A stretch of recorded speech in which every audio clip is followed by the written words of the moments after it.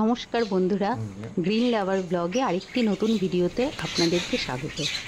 আজ আমি বেশি কথা বলবো না, তাহলে পাখির কলতান শুনতে আপনারাই মিস করে যাবেন। রিসেন্ট আমি আমার মা বাবার কাছে গেছিলাম। 20 বছর ধরে আমাদের বাড়িতে আমার বাবা প্রতিদিন ভোরবেলা পাখিদের খেতে দেয়, তাই এই সুন্দর মুহূর্তটা আপনাদের কাছে শেয়ার না করে থাকতেই পারলাম না। দেখুন, আপনাদেরও খুব ভালো লাগবে।